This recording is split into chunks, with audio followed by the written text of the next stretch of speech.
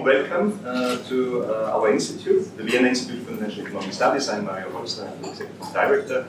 The institute, you might see the logo up there. It's celebrating this year 50-year anniversary. It was founded in 1972. At that time, a platform for East-West dialogue.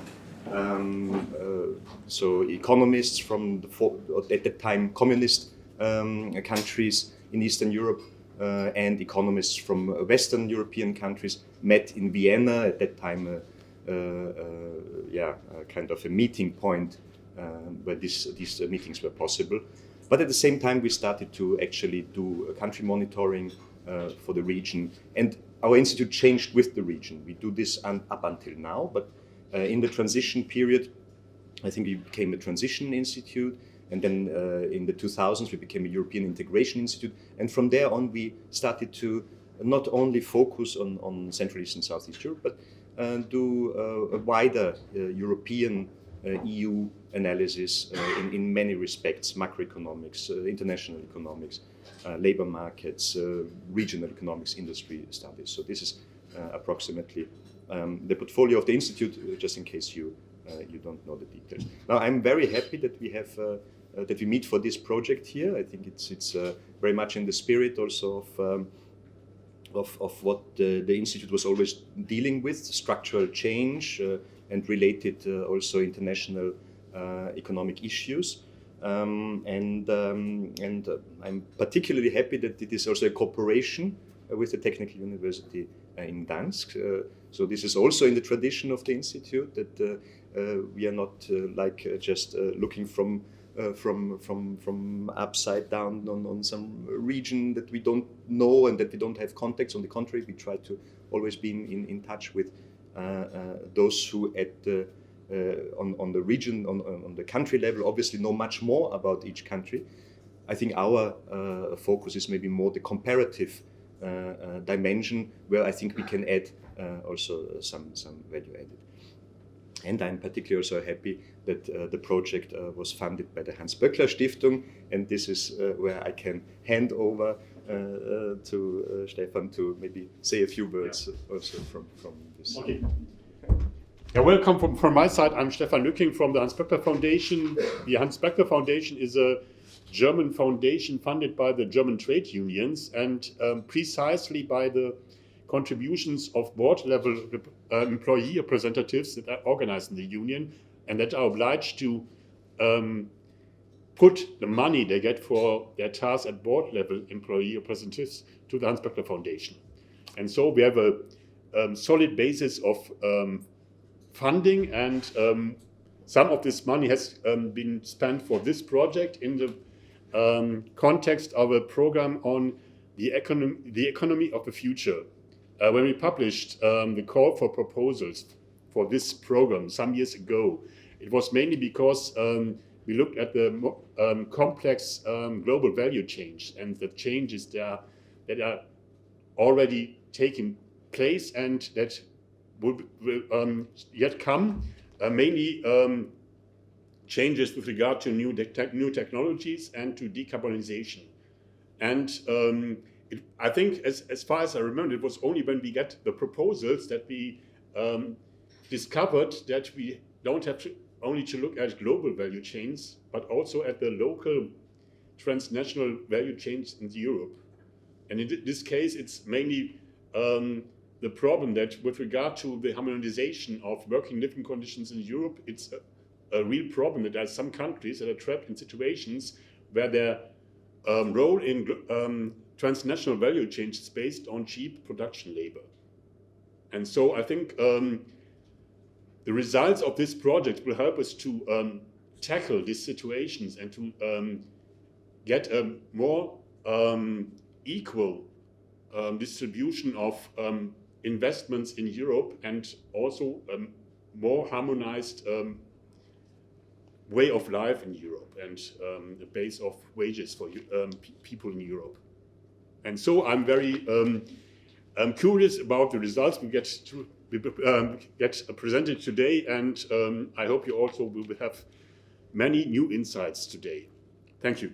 So we will now move on to the first session of this workshop, which will consist of 3 parts because the project was structured in the same way. So the project was consisting of 3 work packages, and we will go through them in turn and highlight some of the key results.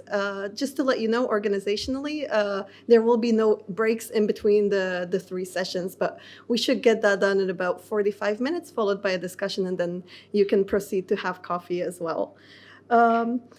Allow me to firstly also introduce myself. So I am Zuzana Zawarska. I am from the wiiw, also along with Sandra Leitner and Roman Stillinger, who are representatives of the wiiw in this project. And then on the Gdansk Tech side, we have Aleksandra Kordalska and Magdalena Olczyk. So you will hear from them in turn.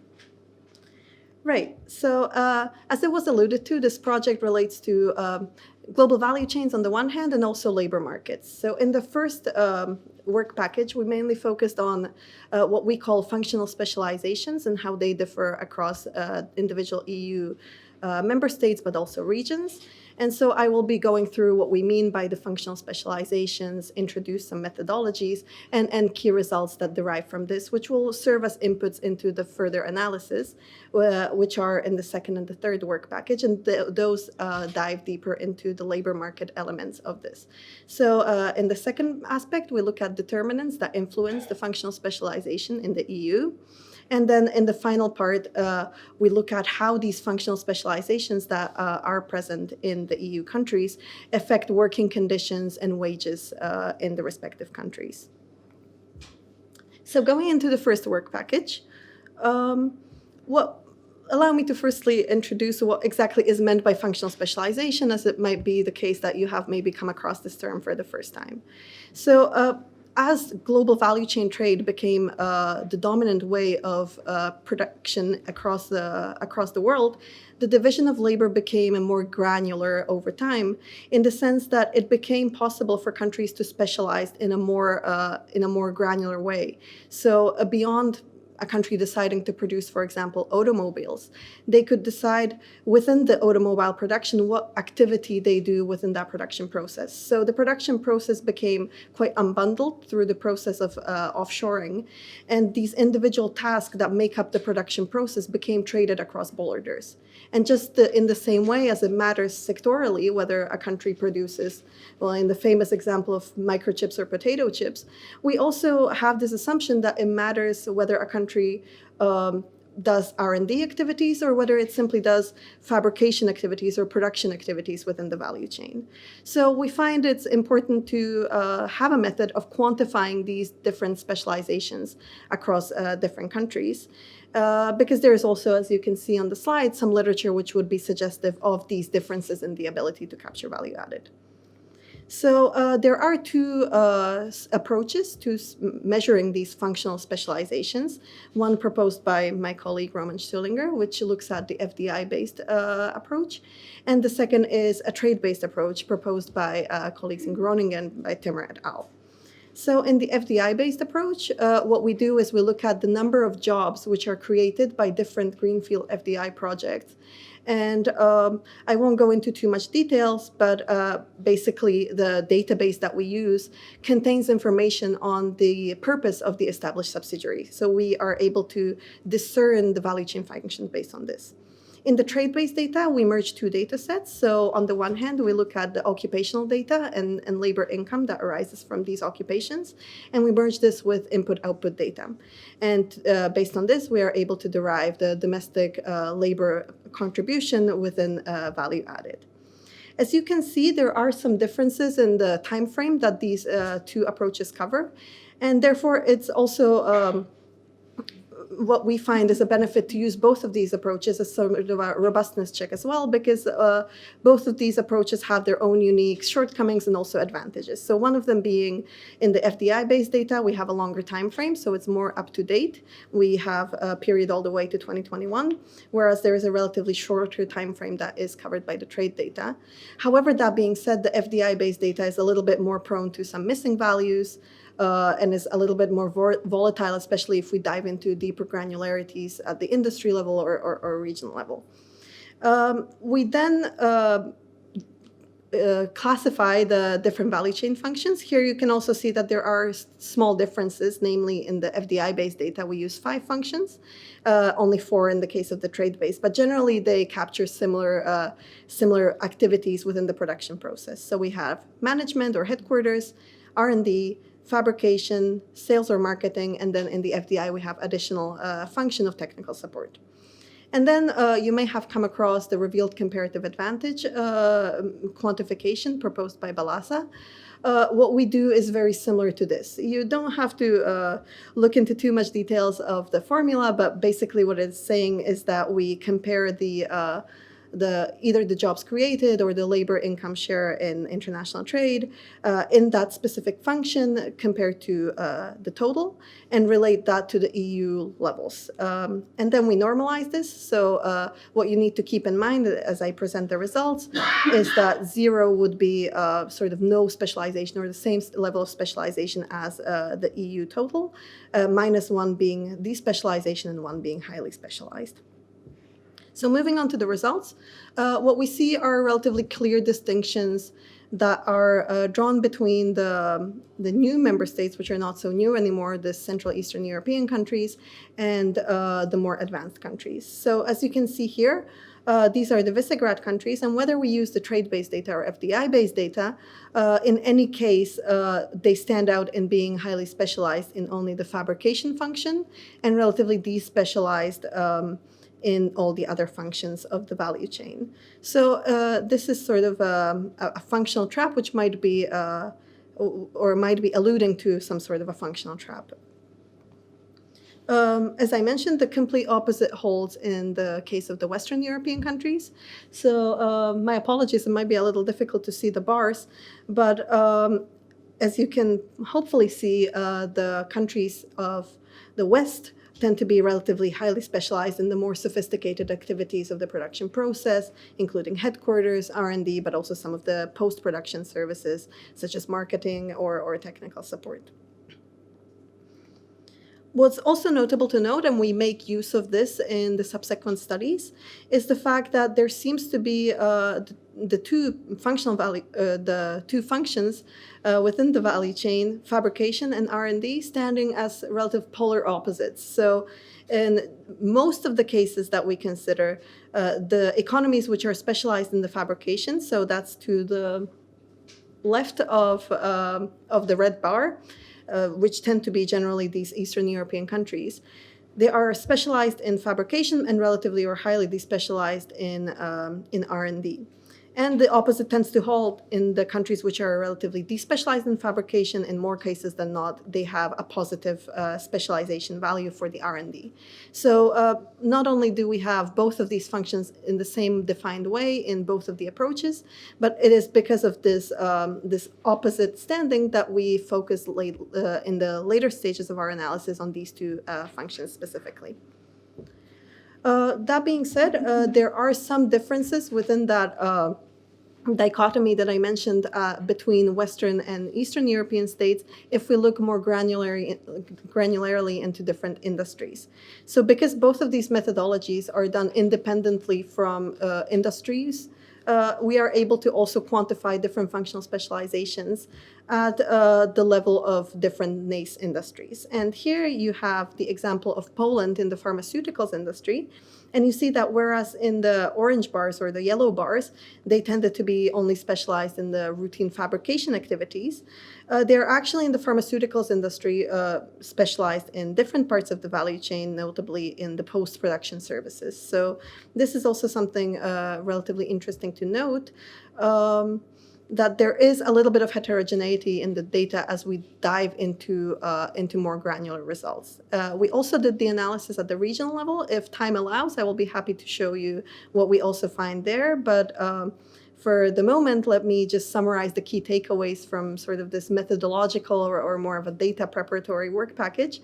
And that being that there is relatively a clear division in labor between the Western and the Central European states in the EU.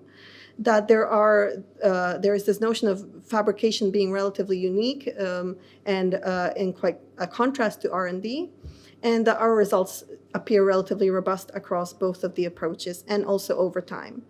there is this heterogeneity that I mentioned across industries and across regions, which I will be happy to get into in more detail in the discussion. And it is basically this data that we obtain for all of the EU member states for different industries that then serve as an input for our subsequent analysis. So with that, I pass on over to Alexandra.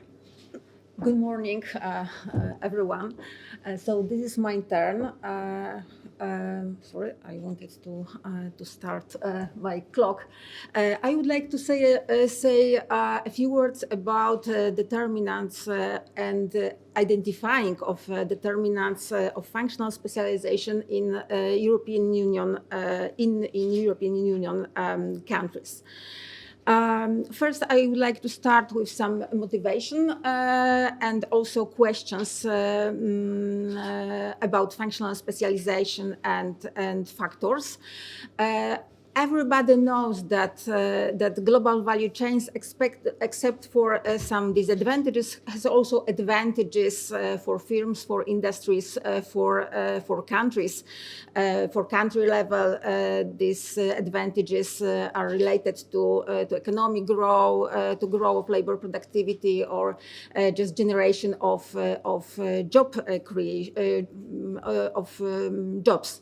But when we ask a question about the gains, the answer is not that simple because gains for GVC participants are not identical. They are not automatic. They just depend on where this firm or industry or country operates along value chain. Whether they are operate at the beginning of value chain, maybe at the end of value chain, or just in the middle of this chain. In the literature review, we can find two main channels for global value chains gains for the participants. So this is a knowledge chain and functional specialization chain. The knowledge chain is well described in the literature. It is connected with FDI flows, the flows of knowledge, the flows of technology, and so on. So we decided to focus on functional specialization, on some activities which Susanna described in the previous part, and we asked the question: what are determinants of functional specialization? So when we take particular activity, for example, in the middle of value chain, or at the end, or at the beginning of value chain, how our gains look like, and how we are able to increase these gains. So, which factors should be stronger? For example, to move some countries, some industries to activities which bring higher value added. This is what I described using words. This is the so-called smile curve. And these concepts present the gains which participants obtain participating in such a value chain. So we have some activities at the beginning related to innovation, to R&D, some design, commercialization, some management activities. At the end of value chain, we have marketing, some logistics services, post-sales services, and so on. And as you can see at the bottom of this line, we have assembly lines, pure fabrication activities, and let's say standardized services. And these activities bring rather lower gains that higher.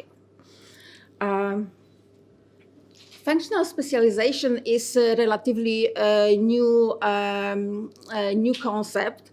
That is why it is difficult to find theoretical rules for just direct theoretical rules for this phenomenon. So, looking for the determinants of functional specialization, we considered 4 different areas. A part of them are related to theoretical background. Some of them are related to stylized facts or empirical analysis. So we considered international trade, and we found their wages and employment as determinants of functional specialization. Next, we moved to vertical specialization. So from specialization in goods, in trade, in gross terms, we moved to specialization in value added. And here we decided to incorporate to our model backward and forward the GVC participation.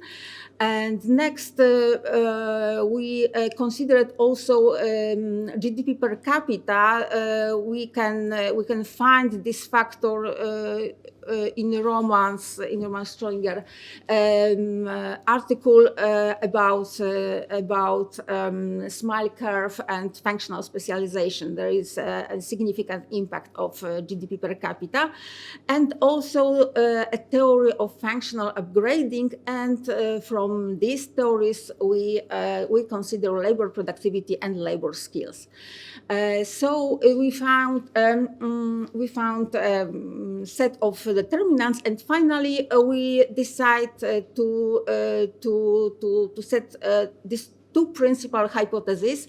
Hypothesis number 1, which states that when wages increase, then we can observe functional specialization in R&D, which also increase, and labor productivity affects positively functional specialization in 2 functions. What I would like to add, because here I'm talking about fabrication and R&D, we decided to analyze only 2 functions among of 5 which we have in FDI trade approach, and we have 4 in trade-based approach. We have 2 functions which are identical in these 2 approaches, and additionally, these 2 functions are totally opposite in their character, and also in terms of countries which specialize in these functions, as Zuzana said before. This is a slide entitled Results Zero. So here I have some technical details about our estimations.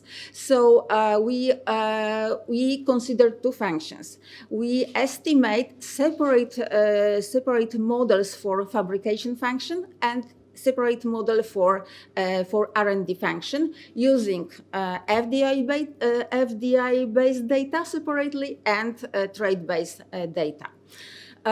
We identify, in this first step, we identify the impact of wages and labor productivity on FDI-based and trade-based functional specialization.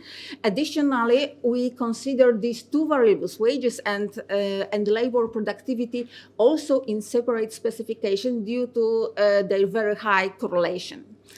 Our data is 3-dimensional, so we have country, industry, time panel data. It means that we incorporate to our model country, industry, and time fixed effects.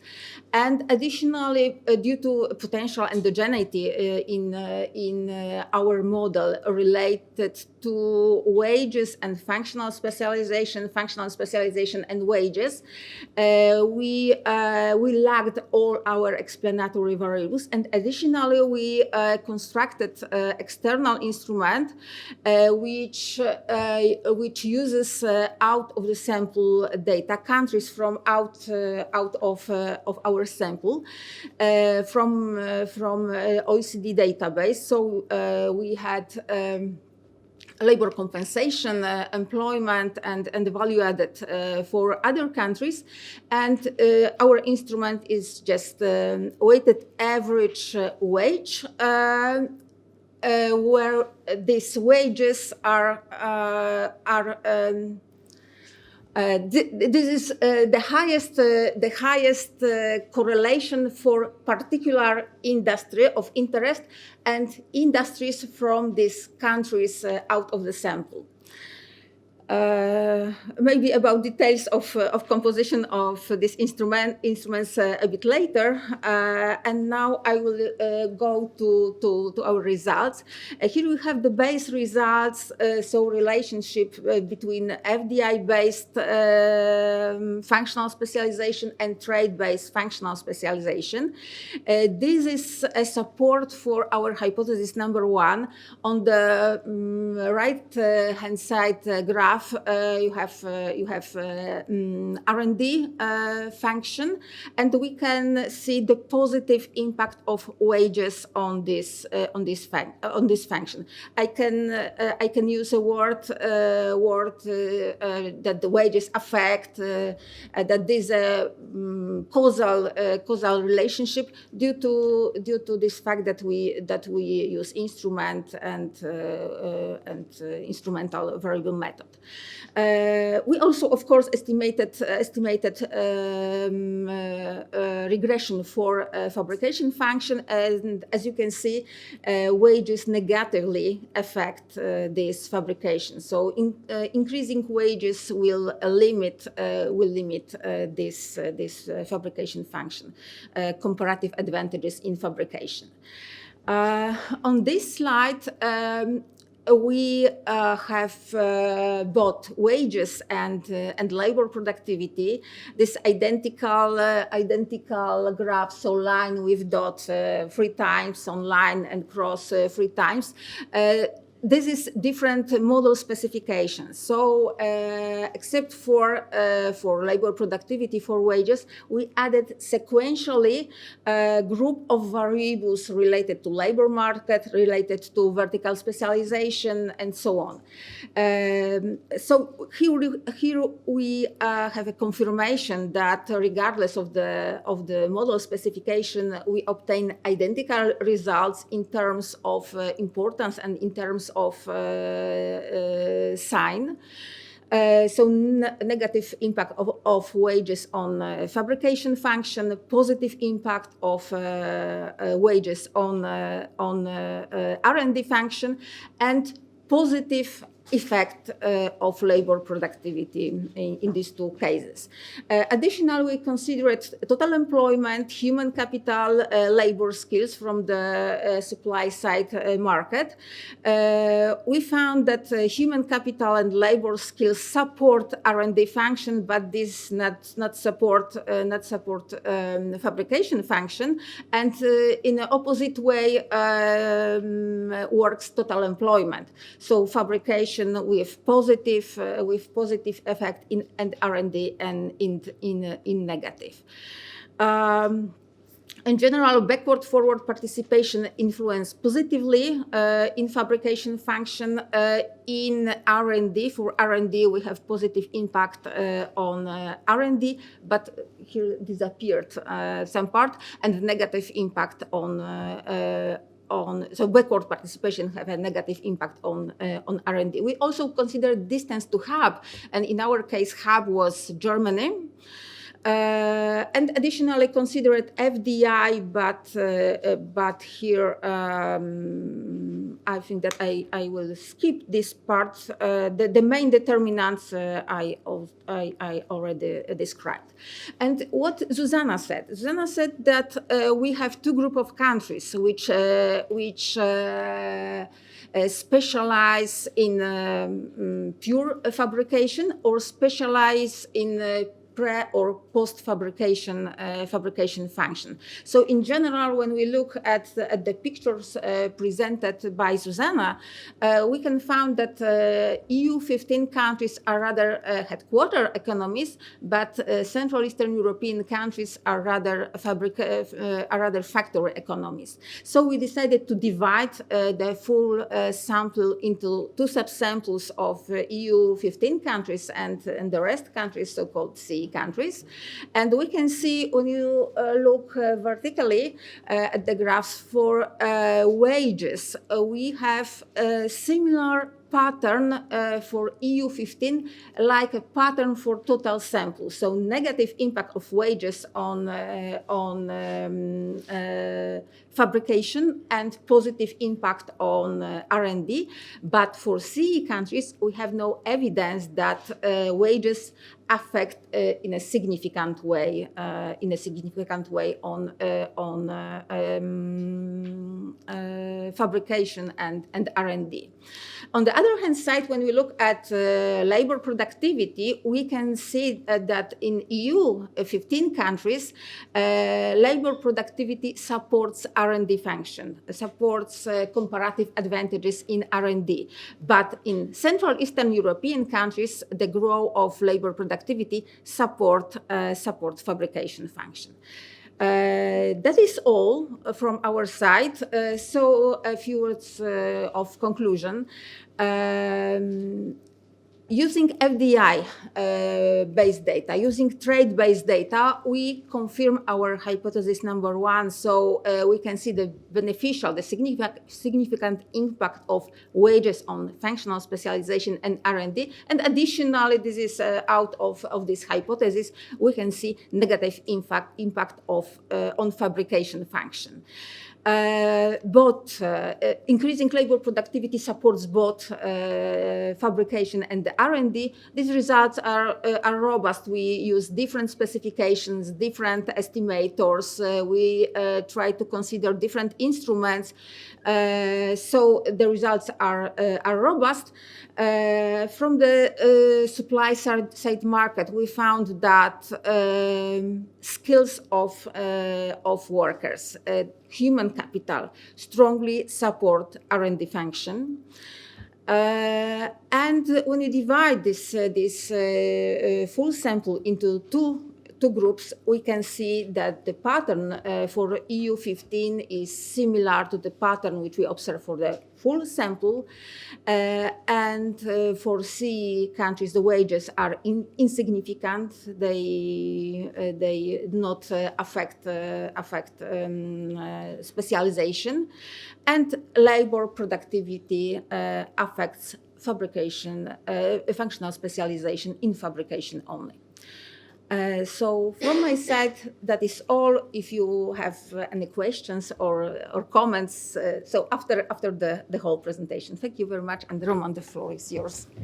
Hello, also from my side. My name is Roman Stellinger, and I will just summarize in the next 50 minutes or so the results we obtained from the third part of the project, which deals also with functional specialization and working conditions in the EU.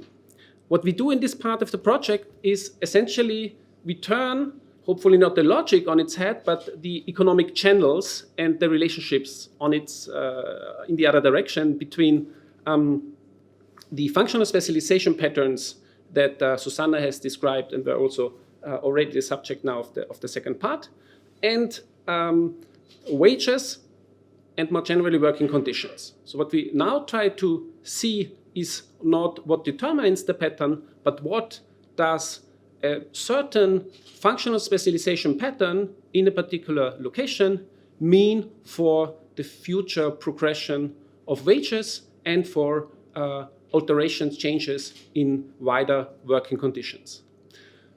So, and this is also the second additional element in this part, apart from the change in the direction of causality, if you want, is that we also broaden a bit the analysis to take on board, in addition to wages, also wider working conditions, which go from the physical environment that the work takes place to the work intensity, career prospects, etc., etc. So that's what we're going to do here. And why do we do this in the end is because we believe that this could have very, very important political implications also, because if we really have, and I will show this maybe in this next slide, if we have a two-way relationship between the topics that we are now always talking about, then it could really be that we get reinforcing effects and that we end up in something like a functional trap or a middle income trap that has a functional explanation that Susanna was also already alluding to. I try to explain a little bit with the help of this graph the economic channels that we have in mind in this analysis.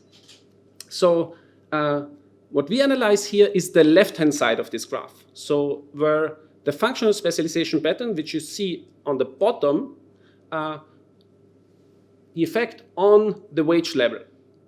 This is the central theme here.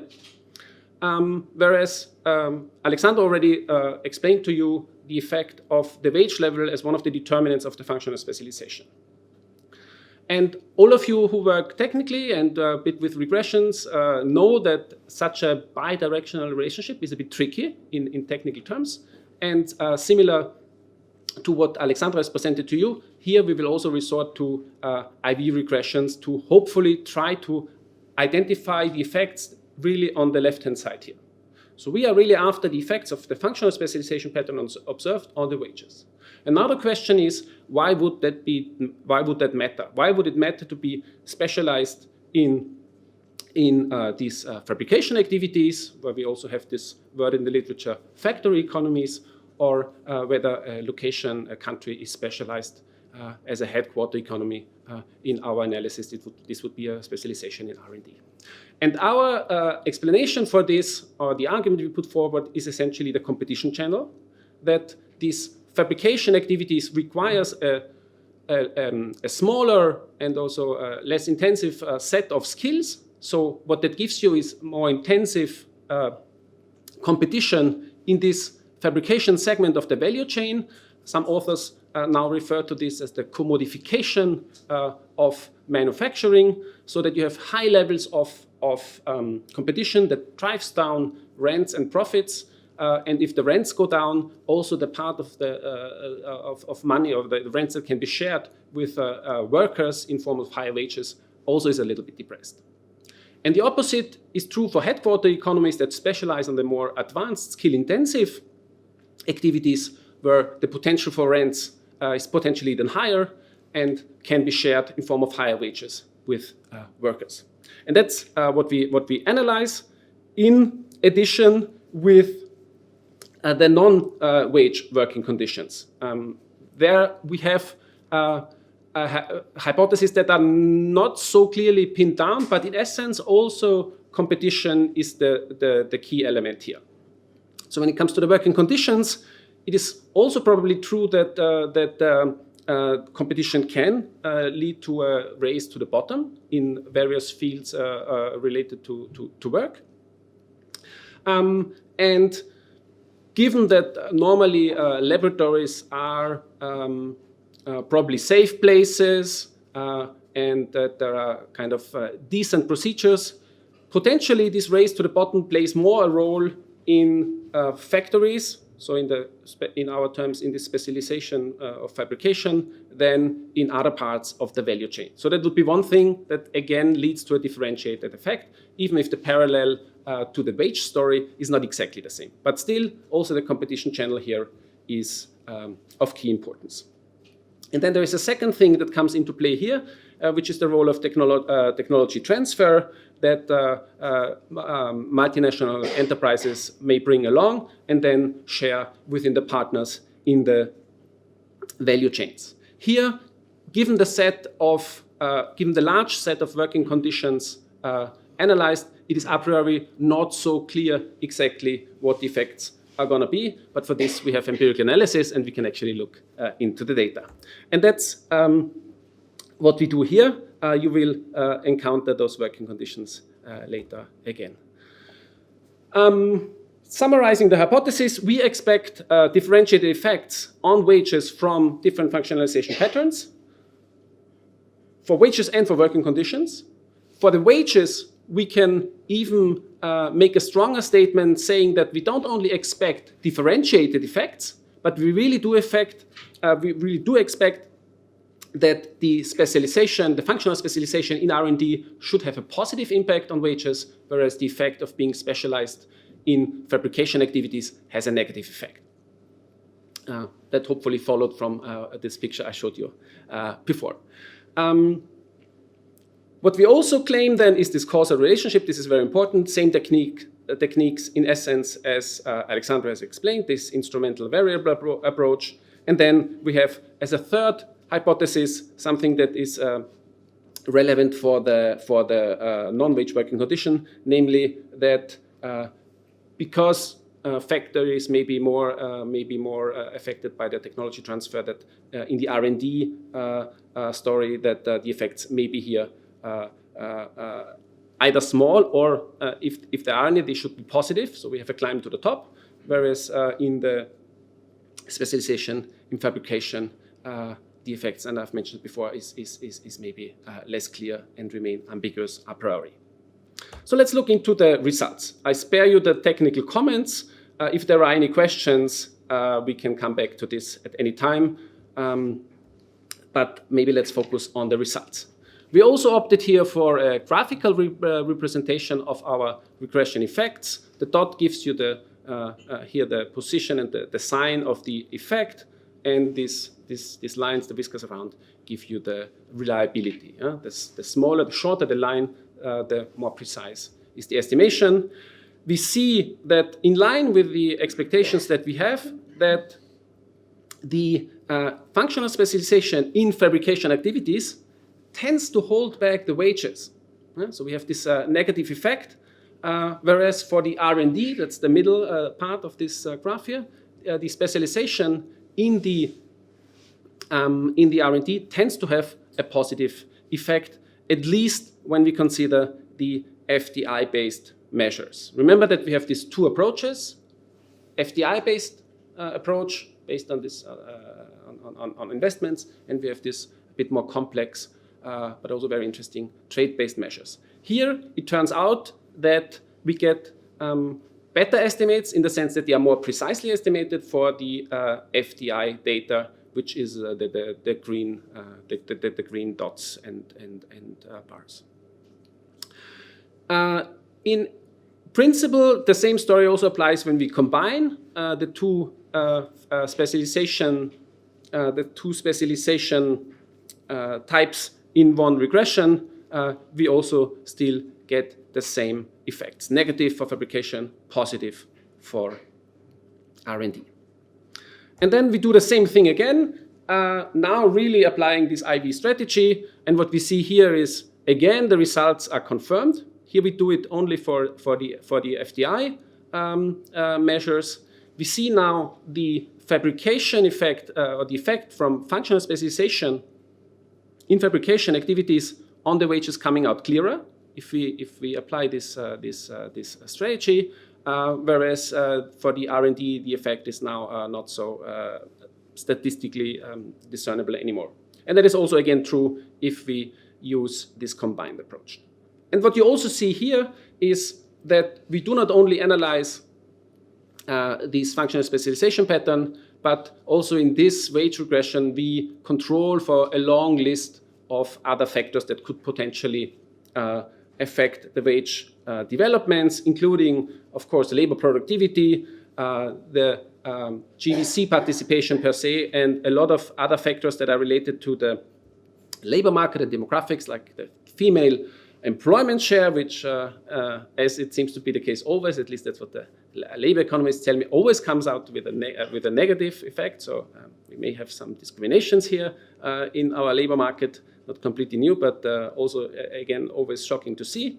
And also otherwise, we have effects that are largely expected, with one exception, which is a negative effect from the unionization rate, which is the degree of labor organization in a country. And we are open to discuss this effect if there is interest in that.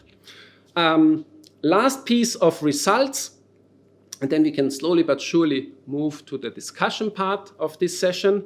Last piece of results brings us back to the working conditions. You see here 6 different working conditions. Given the logic of these graphs here, we can identify 2 of them, namely the physical environment and the work intensity, as showing up a couple of some effects, to capture some effects. So important is here the interpretation.